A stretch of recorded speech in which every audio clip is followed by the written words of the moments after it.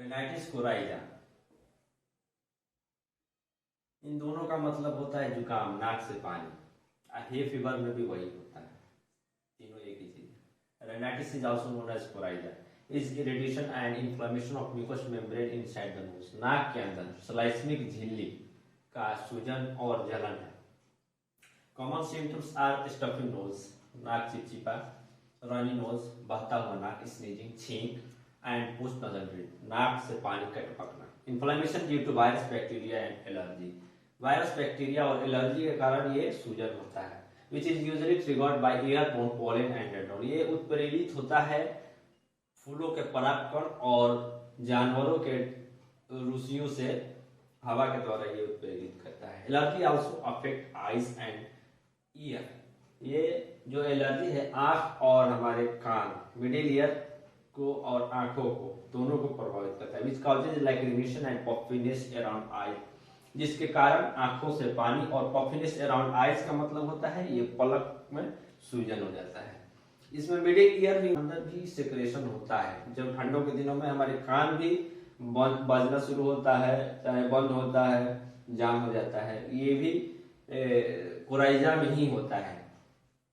The inflammation is caused by the degranulation of mast cell in the nose, नाक के अंदर mast cell का क्षरण जब होता है, इसका कारण बनता है सूजन का। व्हेन मास्ट सेल डीग्रेनुलेट, जब मास्ट सेल क्षरण होता है, दे रिलीज हिस्टामिन, तब क्षरण मतलब टूटता है या गिरता है, जब मास्ट सेल जब टूटता है या गिरता है तब दे रिलीज हिस्टामिन, तब वह हिस्टामिन को रिलीज करता है यानी बाहर करता है, एंड अदर केमिकल्स जैसे ट्रिप्टेज एंड काइनेज है, इन तीनों को बाहर करता है।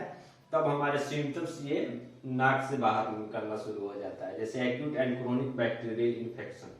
ये तीन तरह का होता है, एक होता है acute and chronic bacterial infection, allergy, non allergy, लेकिन ये सारा एलर्जी ही होता है।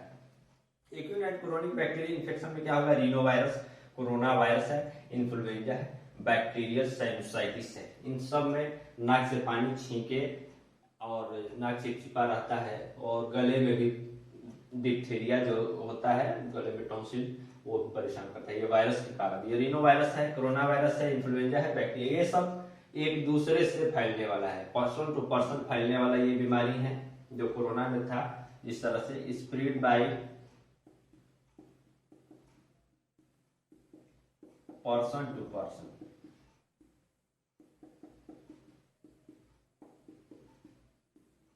ये लोगों से एक दूसरे से फैलता है। इन्फ्लुएंजा और तेजी से फैलता है, जैसे कि ये पेन इन्फ्लुएंजा पेशेंट ने पकड़ा और मैंने उसको कुछ देर बाद पकड़ लिया, तो ये मेरे में इन्फेक्शन आ सकता है। एलर्जी,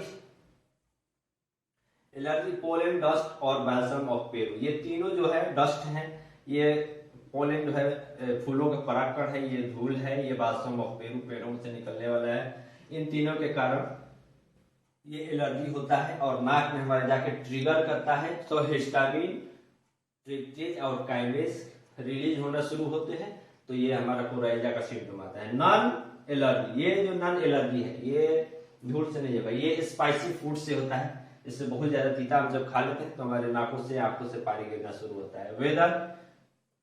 वेदर चेंजेस जब होता है, मौसम जब बदलता है, तो ये होता है, नाक से पानी, आंख से पानी। ऑर्डर्स, कोई गंध से होता है, फ्यूम्स, धुआं से होता है, हार्मोन इम्बैलेंस होता है तभी होता है, और भी बहुत सारे कारण होता है, जिससे भैंसोमोटार है और सब जो भी है उनके कारण भी होता है। ये सब क्या करते हैं, ये जब ट्रिगर करता है तो हमें जुकाम होता है, तो हमारे इम्यूनिटी और डाइजेस्टिव दोनों सिस्टम पर प्रभाव पड़ता है।